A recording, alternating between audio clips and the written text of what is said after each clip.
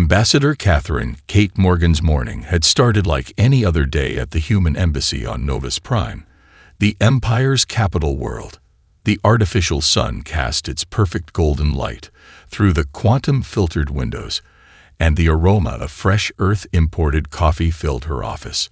She had just finished reviewing trade proposals when the emergency alert flashed across every screen in the building. Imperial broadcast override. Mandatory viewing. The coffee cup slipped from her fingers, shattering against the polished obsidian floor as the holographic display burst to life. The Empire's crimson and gold insignia rotated slowly before dissolving into a scene that would forever change the course of galactic history. 50,000 Centaurians stood in perfect rows, their crystalline bodies refracting the light of 3 setting suns. Morgan had always found their species beautiful, silicon-based life forms that had evolved in the high-pressure depths of their homeworld. Now, that beauty made their impending fate all the more horrific. By imperial decree, the automated translator boomed, its artificial voice eerily pleasant. The following dissidents have been found guilty of harboring known terrorists and conspiring against the sacred order of the Empire. Morgan's neural interface buzzed with incoming messages from her staff, but she couldn't take her eyes off the scene. The Centaurians didn't move, didn't struggle. Their culture valued dignity above all else. Even now, facing death, they maintained their pride. Let this serve as a reminder, the translator continued, that the Empire's justice is swift and absolute. The death rays activated with a high-pitched whine that made Morgan's teeth ache. The Centaurians began to glow from within, their crystalline forms brightening until they were too brilliant to look at directly. Then, in a cascade of light and sound, they shattered. 50,000 lives reduced to glittering dust that danced in the alien breeze before settling on the execution ground. Stars above, Morgan whispered, her voice hoarse. She had suspected the Empire capable of such brutality. All the evidence her network had gathered pointed to it, but suspecting and witnessing were entirely different things. Her office door slid open with a soft hiss. James Chen, her deputy ambassador, rushed in, his face ashen. Kate, Earth Command is already sending directives. They want us to do nothing. Morgan finished, her eyes still fixed on the broadcast, as it showed the Empire's cleanup drones efficiently collecting the crystalline remains. To express our regret at the necessity of imperial justice and return to business as usual. Yes. Chen ran a hand through his gray-streaked hair. The trade negotiations are too critical. We can't risk 50,000, James. Morgan finally turned to face him. 50,000 sentient beings, executed without trial, their only crime being related to suspected dissidents. And the Empire broadcasted across every channel, every network, every corner of known space. Her fists clenched. This wasn't justice. This was a message. Of course it was a message, Chen agreed, his voice dropping to a whisper despite the embassy's security measures. That's why we need to be strategic. Humanity is still new to the galactic stage. We don't have the political capital to. Morgan strode to her window, looking out at the sprawling imperial capital. Massive structures of metal and energy fields stretched to the horizon, a monument to power and control. Somewhere in that maze of buildings, the Imperial Council was probably already moving on to other matters, confident that their message had been received and understood. They expect us to stay silent, Morgan said, her reflection in the window showing a coldness in her eyes that Chen had never seen before. Every species, every world, every witness to this atrocity. They're all expected to swallow their horror and pretend this is normal. She turned back to Chen. But they don't understand humans very well, do they? Chen's eyes widened as he recognized her expression. It was the same look she had worn 3 years ago, when she'd outmaneuvered the Proximan Trade Federation, the same determination that had made her Earth's youngest ambassador.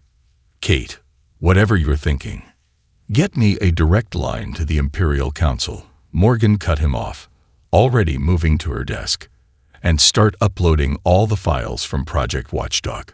That's classified intelligence. We can't." "Can't what, James?"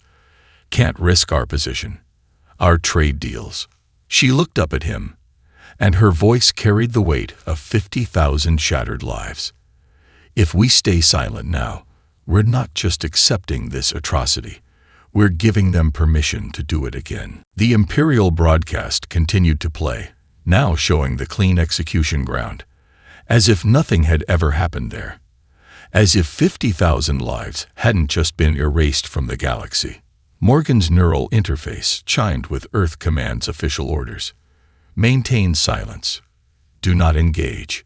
With a swift motion, she reached up and ripped out the interface chip, ignoring the sharp pain as neural connections snapped. "Kate," Chen gasped, "that's a direct violation of protocol, policy, procedure." Morgan's smile was sharp as a blade. "Good thing I never planned to retire." The human embassy's quantum-shielded war room hummed with nervous energy as Catherine Morgan strode through the doors, her heels clicking against the obsidian floor. A dozen staffers looked up from their holographic displays, their faces a mix of fear and anticipation. The wall-sized strategic display showed a cascade of incoming messages from Earth Command, each marked with increasingly urgent priority tags. Ambassador Lieutenant Sarah Hayes, their military attaché, stepped forward. "We're receiving multiple override commands from Earth. They're threatening to remotely lock down the embassy if we don't acknowledge within the next 10 minutes. Morgan tossed her bloody neural interface chip onto a nearby console. "Then we have 9 minutes to make sure they can't. Initiate Protocol Zero." The room fell silent. Protocol Zero was a last resort measure, designed for cases of extreme emergency when the embassy needed complete autonomy from Earth Command. It had never been used outside of drills. "Ma'am," Hayes' voice dropped to a whisper. "Fats. Treason." Morgan finished, already moving to the central command station. "Add it to the list." "James, status on those watchdog files." Chen worked frantically at his console, sweat beading on his forehead. "Decrypting now." "But Kate, think about this. The Empire has executed entire species for less than what you're planning." "Show them," Morgan commanded, and the strategic display shifted to show the execution grounds. She'd had the embassy's AI record the broadcast.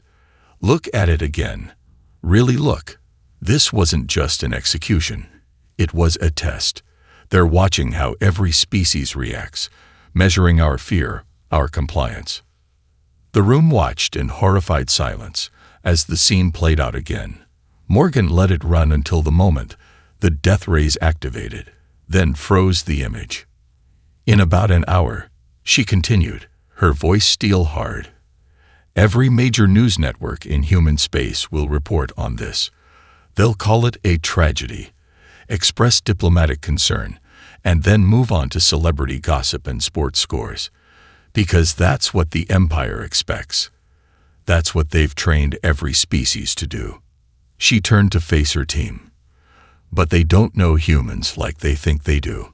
Hayes, begin emergency protocols for all our undercover agents. Chen, I want those files ready to broadcast on every frequency we have. Everyone else, initiate communication blackout procedures. As of this moment, we're going dark." "Ambassador," a young diplomatic officer spoke up, his voice shaking. "The Imperial Council. They've never granted an emergency audience to a junior species. Even trying to request one could be seen as an insult." Morgan's smile was cold as space itself. "Oh, they'll grant it. Because their biggest mistake was letting us look harmless. For 3 years, they've dismissed us as primitive, treating our embassy like a quaint curiosity. They never wondered why we insisted on using our own inferior technology, our own outdated security systems. The strategic display blinked red as Earth Command's final warning appeared. 5 minutes until remote lockdown. Kate, Chen said softly, once we do this, there's no going back. Earth will disavow us. The Empire will. The Empire will learn. Morgan cut him off. That they should have paid more attention to Earth's history, to how many empires fell not to superior force, but to the truth being exposed. She activated the main communication array. Begin recording. The array hummed to life, its quantum processors aligning to penetrate the Imperial capital's supposedly impenetrable communication grid. Morgan stood straight, her voice clear and unwavering. To the esteemed Imperial Council, I, Ambassador Catherine Morgan of Earth, formally request an emergency audience regarding the recent execution of 50,000 Centaurian citizens. Be advised that I have evidence of multiple violations of the Empire's own legal codes, as well as documentation of similar incidents dating back 20 standard years. She paused, then added the words that would change everything. This request is non-negotiable. You have 1 standard hour to respond before this evidence is broadcast across all known space. The time for silence is over. The message sent just as Earth Command's lockdown signal reached the embassy. But thanks to Protocol Zero, their systems were already isolated, their communications running through hidden channels that even Earth didn't know existed. In the sudden quiet, Hayes whispered, "Do you think they'll actually respond?" Morgan watched the Imperial capital skyline through the window, where massive warships already began moving into defensive positions. Oh, they'll respond. The question is whether they're smart enough to be diplomatic about it. She checked the time. 59 minutes until her deadline. The game was about to begin. The Imperial Council chamber was designed to intimidate. Massive columns of living metal stretched up into darkness, their surfaces rippling with patterns that induced vertigo in most species. 15 thrones floated at different heights, arranged in a perfect Fibonacci spiral. Each counselor's position literally elevated above the speaking floor according to their power and influence. Catherine Morgan stood alone in the spotlight, her diplomatic uniform's deep blue a stark contrast against the chamber's obsidian floor. The air felt heavy with ozone, a side effect of the multiple defense systems currently targeting her position. One wrong word, one wrong move, and she'd be less than ash. The human ambassador has broken all protocols. High Counselor Vexthor's translated voice boomed through the chamber. His species resembled a cross between an earth octopus and a crystal formation, his tentacles draped elegantly over the highest throne. She demands our attention like an equal, yet represents a species that barely understands faster than light travel. Murmurs of agreement rippled through the council. Morgan waited, counting her heartbeats.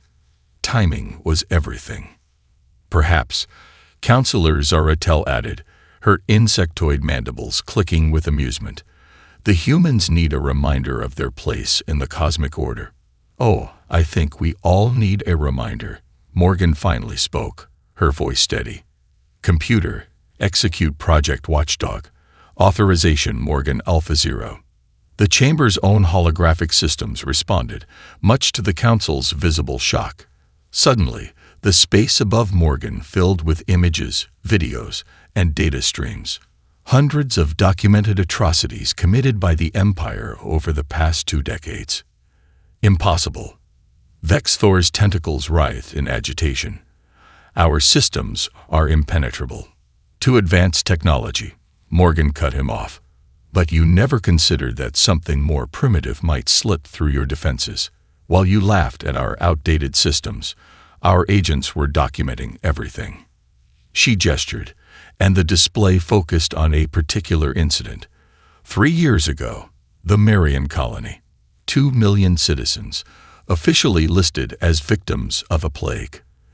The image showed the truth. Imperial death squads deploying biological weapons.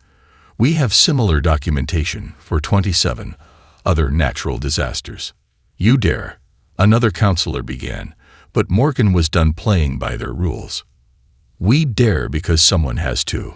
Because every species in this galaxy lives in terror of ending up like the Centaurians. She triggered the next phase of her presentation. And speaking of yesterday's execution, let's talk about what really happened. The display showed new footage. Centaurian children being separated from their parents weeks before the execution. Imperial agents planting evidence of resistance activities. The careful stage managing of the entire justice operation. Your own security protocols, Morgan continued, her voice now carrying an edge of controlled fury. Required 3 separate reviews before any mass execution. We have proof that none of these reviews took place. You broke your own laws, High Counselor. The chamber erupted in chaos. Several counselors were shouting. Others were already accessing their private networks, likely trying to trace how their systems had been compromised. Vexthor raised multiple limbs for silence. When he spoke, his translator couldn't quite hide the rage in his voice. You have overstepped, Ambassador. This evidence, even if genuine, was obtained illegally. Your actions amount to espionage. Morgan smiled, and there was nothing warm about it. Interesting that you're more concerned about how we got the evidence than what it shows. But let's talk about legality. She triggered the final display. These are currently stored in quantum-locked servers across human space. If anything happens to me, or if Earth faces any retaliation, they release automatically. Every atrocity, every secret, every carefully hidden crime, all of it goes public. You would risk war.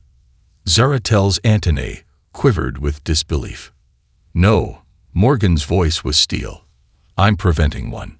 Because if you continue down this path, eventually someone will fight back. And when they do, humanity will remember who stayed silent and who spoke up. She looked each council member in their various types of eyes. You have a choice. We can have a real discussion about reform, or you can try to silence us like you silenced the Centaurians. But remember, we're not afraid of you anymore. And after today, neither will anyone else be. The chamber fell into a heavy silence, broken only by the soft hum of the holographic evidence still playing above them. The game had changed, and everyone in the room knew it. The question was, how would the Empire play their next move? The Imperial capital's sky burned red with emergency beacons as Catherine Morgan watched from her embassy's command center. Massive warships cut through the artificial atmosphere, their energy signatures lighting up the tactical displays like miniature suns. The Empire was making a show of force, and they wanted everyone to see it. They shut down every hyperspace lane to Earth, Lieutenant Hayes reported, her fingers dancing across multiple holographic interfaces. Trade ships are being turned back at gunpoint. The Proximan Federation just withdrew their ambassador, and the Arcturians are publicly denying any connection to us. Morgan nodded, her expression unreadable. As expected. James, status on our network. Chen looked up from his station, his eyes red from hours of continuous work. Our deep cover agents are in position. The virus is primed and ready. But Kate, once we release this, there's no way to control how far it spreads. The entire Imperial communication network could collapse. Good. Morgan moved to the central platform, where a 3-dimensional map of known space glowed with real-time data streams. They think cutting off Earth will force us to beg for mercy. Time to show them why that's a mistake. She touched a point in the hologram, and it expanded to show the Empire's primary propaganda hub. A massive space station that controlled all official broadcasts to the 1,000-member worlds. The Empire maintains power through information control, Morgan continued, her voice hard. They choose what people see, what they hear, what they're allowed to think. Yesterday, they chose to show an execution. Today, we choose to show the truth. A warning klaxon blared through the embassy. On the main screen, Multiple Imperial dreadnoughts had taken up attack positions around Earth's solar system. "Imperial ultimatum incoming," Hayes announced, her voice tight. "They're demanding our immediate surrender and the public execution of all embassy staff for crimes against Imperial security." Morgan's laugh was sharp as broken glass. Execution, always their answer to everything. She straightened her uniform. "Initialize Project Ghostwalker." Chen's hands hesitated over the controls. "Kate, this will burn every intelligence asset we've built over the past 3 years. Everything we've working for will mean nothing if we don't use it now." Morgan cut him off. "The Empire thinks they know how information warfare works because they've been the only ones playing the game. But while they were building walls, we were building backdoors." She nodded to Hayes, who began the launch sequence. Across Imperial space, dormant programs hidden in seemingly primitive human technology began to wake up. The virus, a masterpiece of human programming disguised as basic code, slipped through the Empire's quantum defenses like water through a sieve. "Impact in 3, 2, 1. Hayes counted down. The tactical display erupted with activity. The Imperial propaganda hub's security systems tried to adapt, but they were looking for advanced attacks, not the digital equivalent of a stone axe wrapped in quantum mechanics. Suddenly, every screen, every hologram, every communication device in Imperial space began broadcasting the truth. The carefully documented evidence of Imperial atrocities played on an endless loop. The separation of Centaurian children, the planted evidence, the mock trials, all of it exposed to every species in the galaxy. "They're trying to lock down their networks," Chen reported, a note of awe in his voice. "But the virus is using their own emergency override protocols against them. They can't stop it without shutting down their entire communication system." Morgan watched as the Imperial dreadnoughts around Earth suddenly lost formation, their commanders presumably receiving panicked orders from a capital in chaos.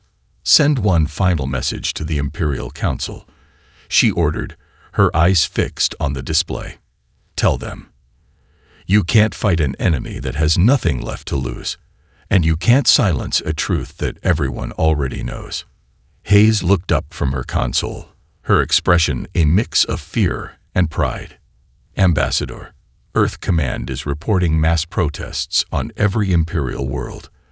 The Centaurians' surviving colonies are declaring independence. The Proximan Federation just publicly released their own evidence of Imperial crimes." Morgan finally allowed herself a small smile. "The Empire taught everyone to fear their power, but they forgot something important about humans. We've never been very good at staying afraid." The red emergency beacons continued to flash across the capital sky, but now they seemed less like a show of force and more like a signal of distress. The Empire's perfect control was slipping, one truth at a time. The Arcturian ambassador's hologram flickered in the secure conference room of the human embassy, her crystalline form casting rainbow refractions across the walls. Catherine Morgan noted how the aliens' usually perfect geometric patterns showed subtle imperfections, a sign of extreme emotional distress in their species. "You don't understand what you've started, Ambassador Morgan." The Arcturians' harmonics wavered. "Our people have kept records too. Centuries of Imperial atrocities, documented in our living crystal archives. But we never dared. We never thought. You never thought anyone would stand up to them." Morgan finished, her voice gentle but firm. "That's what they counted on. The fear of being first." The tactical display behind her showed the rapidly changing political landscape. Dozens of systems had gone dark, cutting off Imperial communication networks. The Proximan Federation had just publicly released proof of Imperial death camps on their border worlds. Even the synthetics of the Silicon Concordat, usually strict Imperial allies, had begun broadcasting their own evidence of Empire's violations of AI rights. We're looking at a complete collapse of Imperial authority in the outer regions, Lieutenant Hayes reported, her eyes fixed on the incoming data streams. The Centaurian survivor colonies are leading armed uprisings in 3 sectors. The Empire's fleet is stretched too thin trying to maintain control. James Chen rushed into the room, his normally immaculate appearance disheveled. Kate, you need to see this. The Draconians are making their move. The display shifted to show the massive Draconian battle fleet, ancient allies of the Empire, breaking formation above their homeworld. Their admirals' broadcast cut through all channels. For 10,000 years, we believe the Empire brought order to chaos. Today, we see the truth. The order was built on genocide, and we will no longer be its instruments. Morgan turned back to the Arcturian ambassador. Your people have suffered under their boot the longest. The crystal archives you mentioned. How many other species have similar records? All of us, the Arcturians, form pulsed with suppressed emotion. Every species the Empire conquered, every world they civilized. We all kept hidden histories, but we never had a way to share them, to verify each other's accounts without the Empire knowing. Now you do. Morgan's smile was sharp. And more importantly, now you have proof that standing up to them is possible. A priority alert flashed across the display. The synthetic Concordat had just released technical specifications of Imperial weapon systems, including critical weaknesses they'd discovered but been forced to hide. It's like a dam breaking, Chen observed, wonder in his voice. Every species had their own pieces of the puzzle, their own evidence of Imperial crimes. They just needed a spark, Morgan finished, and the courage to use it. The Arcturian ambassador's form stabilized, geometric patterns realigning into a more aggressive configuration. The Grand Assembly of the Crystalline Worlds has reached a decision. We will stand with Earth. Our archives will be open to all. Warning, Hayes called out. Multiple Imperial battle groups converging on Earth's sector. They're going for a decapitation strike. Morgan didn't even flinch. Let them come. Every ship they send to threaten Earth is one less ship they have to control their crumbling empire. She turned to the tactical display. How many species have contacted us for coordination? 37 and counting, Chen reported. The Proximan Federation is offering their quantum communication network to help coordinate resistance forces. The Draconians are sharing military intelligence. Even the Silicon Concordat is offering to help decrypt Imperial command codes. The Arcturians' hologram chimed in agreement. For the first time in living memory, the galaxy is united, not in fear of the Empire, but in opposition to it. Morgan watched as more systems joined the uprising, their icons changing color on the display. The Empire had spent millennia building walls between species, ensuring no one could trust anyone else. Now those same species were finding common cause in their shared suffering and their shared hope for change. Send word to all our new allies, she ordered. The time for hiding is over. Every species that has evidence of Imperial crimes, release it all. Let's make sure that no matter what happens next, the Empire can never go back to ruling through shadows and fear. The galaxy was changing, one truth at a time. And at the heart of it all stood humanity. Not the strongest, not the most advanced, but the first to say enough. The revolution had begun. The solar system's deep space monitoring array lit up like a Christmas tree. Catherine Morgan stood in Earth's primary defense command, watching as Imperial signatures bloomed across the holographic display. Hundreds of warships emerged from hyperspace, their energy readings off the charts. That's the largest fleet concentration I've ever seen, Admiral Chen whispered, having been promoted from deputy ambassador after Earth finally backed Morgan's play. They'd stripped their core worlds of defense to gather this many ships. Morgan's eyes narrowed as she studied the formation. Because they think this is their only path to survival. Destroy Earth, make an example of us, and maybe the rest of the galaxy will fall back in line. The Imperial fleet's combat formation was beautiful in its terrible symmetry. Dreadnoughts formed the spear's tip, with lighter vessels creating a web of overlapping fire zones. They were taking no chances this time. "All stations report ready," Lieutenant Hayes announced from her position at the command hub. "Quantum relays are hot. Truth bombs are primed." The main screen crackled to life with an Imperial transmission. High Counselor Vex Thor's tentacled form dominated the display. His crystalline shell darkened with rage patterns. "This is your final warning, human." The translation matrix conveyed his fury. "Surrender your ambassador and submit to Imperial justice, or watch your world burn. We will make the Centaurian execution look like an act of mercy." Morgan stepped forward, her uniform pristine, despite the days of crisis. "Interesting threat, Counselor.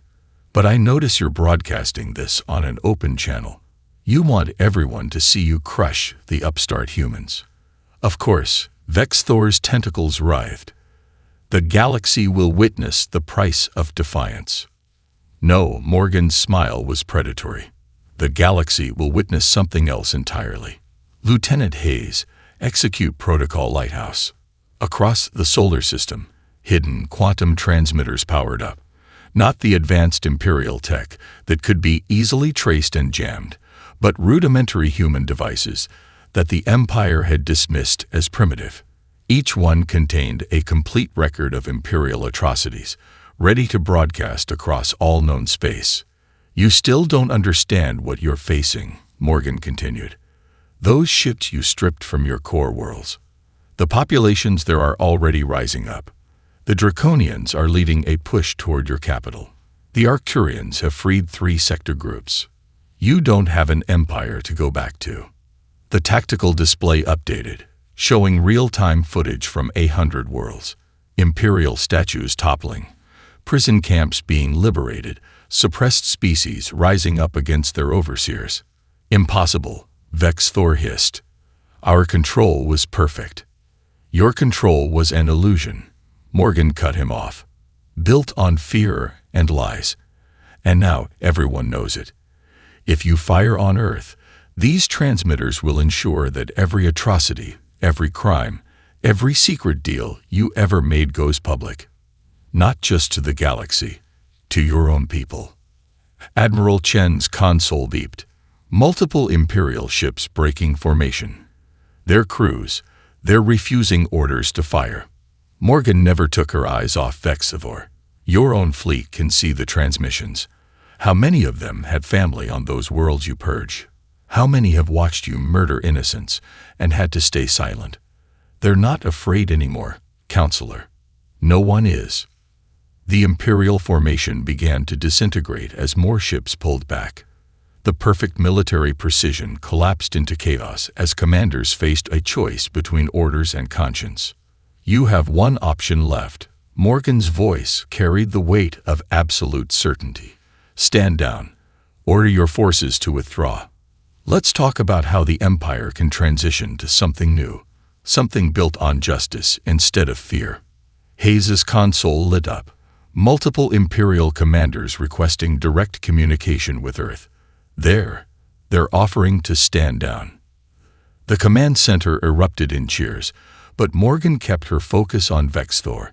She could see the moment he realized the truth. His perfect empire of fear had been undone, not by superior force, but by the simple act of people finding the courage to stand together. "Well, Counselor," she asked quietly, "what's it going to be? Because either way, the old empire dies today. The only question is how many more have to die with it." The galaxy held its breath, waiting for his answer. The Imperial Council chamber had changed. Where once 15 thrones had floated in perfect hierarchy, now only 8 remained. The others stood empty.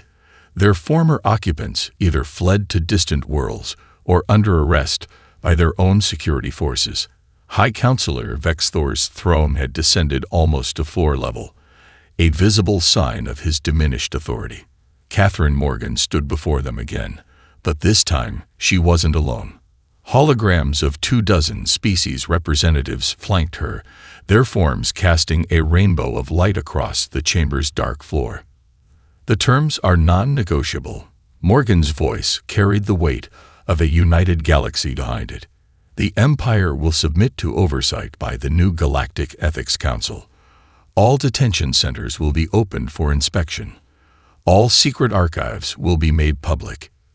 You would strip us of everything. One of the remaining counselors hissed, their serpentine form coiling in agitation.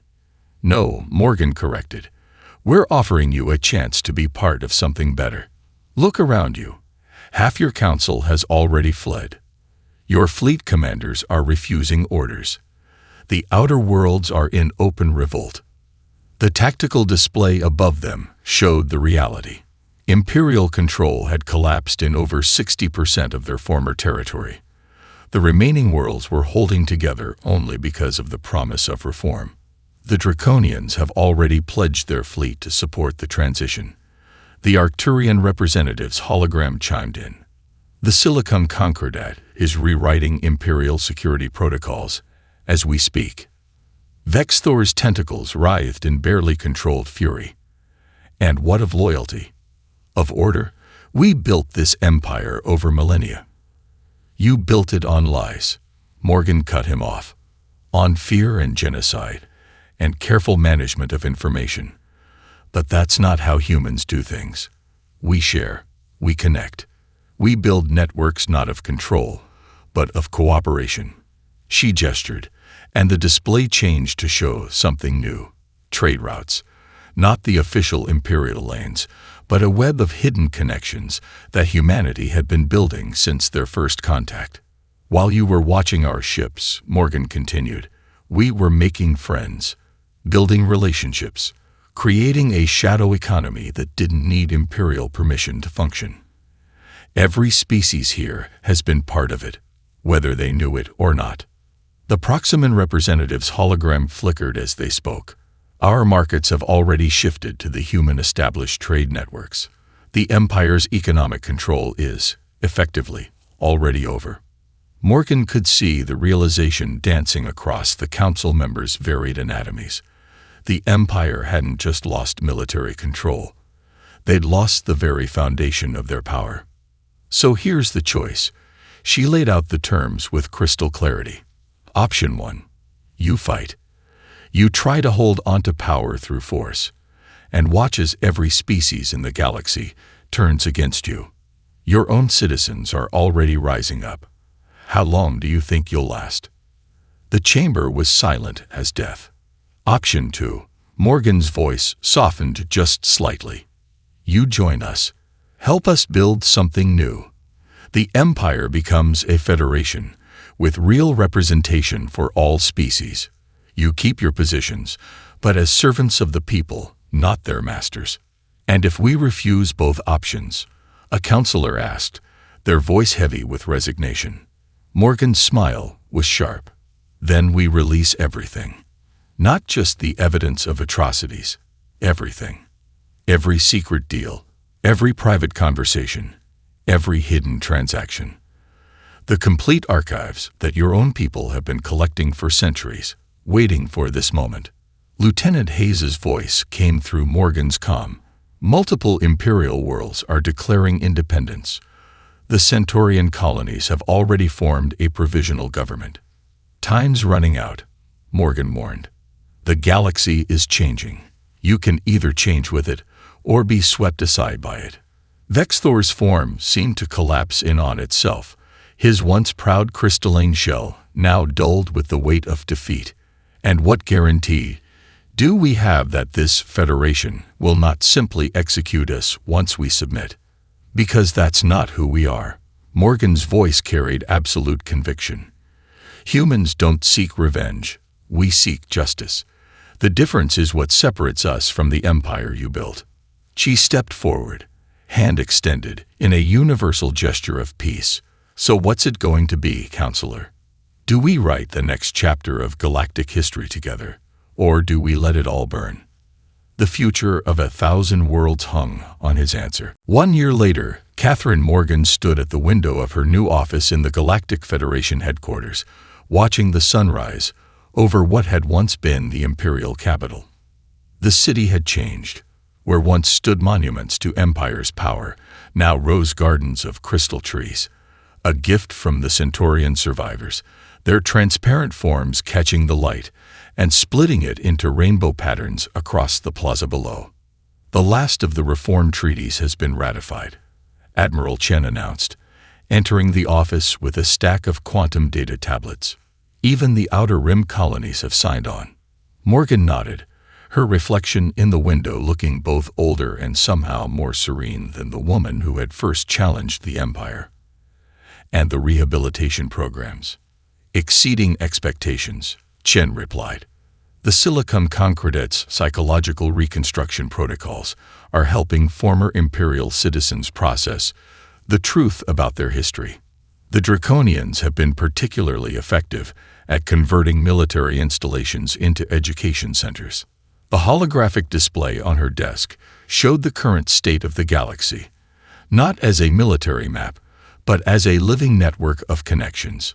Trade routes glowed like arteries, cultural exchange programs sparkled like stars, and a constant flow of information between worlds created patterns that looked almost like neural networks. Ambassador Morgan, Lieutenant Hayes, now Director of Interspecies Communications, called from the doorway. The Centaurian representatives are ready for the ceremony. Morgan straightened her uniform, no longer the deep blue of Earth, but the iridescent colors of the Federation. How many attended? All of them. Hayes smiled. Every surviving family has sent someone. The trip to the former execution grounds took only minutes through the city's renovated transport systems, where once there had been only sterile metal and stone. Now a vast memorial garden spread out before them. At its center, a monument of living crystal rose into the sky, each facet containing the name and story of one of the 50,000. Former High Counselor Vexthor waited at the base of the monument, his once proud form now marked with the simple robes of a historical witness. Like many former Imperial officials who had chosen reform over resistance, he now served by telling the truth about the past. Ambassador, he greeted her, his translator conveying a complex mix of emotions. The families are ready. Morgan took her place at the podium, looking out over the gathered crowd. Centaurians stood side by side with humans, Draconians, Arcturians, and even former Imperial citizens. The monument's crystal surface reflected their combined light, creating a living aurora above the garden. 1 year ago, she began, her voice carrying clearly through the morning air. A great crime was committed here. The old empire thought they could rule through fear, that they could silence truth with force. They believed that if they made their violence public enough, their power visible enough, no one would dare to stand against them. She paused, looking at the names etched in crystal. They were wrong, because what they never understood about humans, about any sentient species, is that there's something stronger than fear, something that can't be killed by executions or silenced by threats. The monument began to glow as the rising sun hit its surface, each name lighting up like a star. Hope, Morgan continued, hope and the knowledge that we are not alone. That no matter how dark things seem, someone, somewhere, will stand up and say no more. At a signal, the Centaurian family stepped forward, each touching the monument. Their crystalline forms resonated with the structure, creating a harmony that swept through the garden like a wave of pure light. This monument stands not just as a memorial to those we lost, Morgan's voice carried the weight of history, but as a promise to the future, that never again will any species stand alone against tyranny, that the light of truth cannot be extinguished by force, and that in our unity, our beautiful, chaotic, sometimes difficult unity, we find our greatest strength.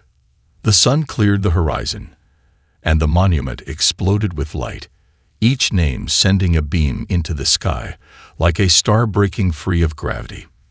In that moment, Morgan saw the truth.